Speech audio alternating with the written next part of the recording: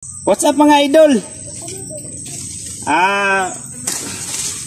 Dahil rest din natin mga idol, so uwi tayo dito sa bukid natin mga idol, kay maglalampas tayo. Ating mga tinanim na mga saging mga idol, ay malaki na mga idol oh.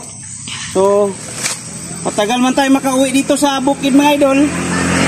Ayan, habang nagtrabaho tayo pag may rest day, ayan, nagtanim. Sideline tayo ng tanim mga idol.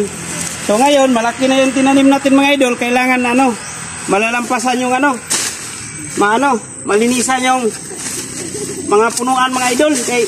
Para hindi dumami yung mga sagbot mga idol. Para mas lalo siyang tumaba. Mas maganda yung resulta. Ano man to mga idol? Pang-export man to yung tinanim natin mga idol. Lakatan man to mga idol, lakatan. Wow! Malayo pa itong kinuha natin mga idol.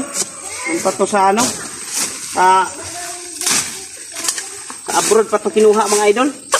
Binili pa ito galing sa abroad. Ayan mga idol mataba na mga idol. Tapos may natinim pa tayo dito mga idol na mga idol jackfruit ni mga idol. Jackfruit.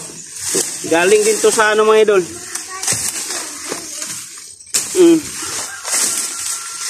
Ibang planeta, ibang din to galing mga idol. Tamis daw to mga idol.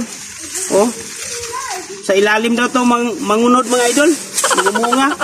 Ngayon lang talaga na kalinisan. Minsan lang tayo makauwi dito sa bukid. Ayan. So ngayon, yung dati na video na ginawa ko mga idol, gitanim pa nila ako. So ngayon, malaki na. Wow! Malapad pa ito dito mga idol, hanggang punta yan dito mga idol. 1 hektar ito mga idol, punta doon Yan. Yan, marami, lahat. Mga lakatan yun mga idol. So, ganito gawin natin mga idol. Rest day. So, ganito ang ginawa ko mga idol. Tanim-tanim lang. Okay. Naniwala tayo sa kasabihan mga idol na pag may tinanim, mayroong ma-harvest. So yan mga idol. Okay mga idol, maraming salamat sa panonood mga idol. Bye-bye.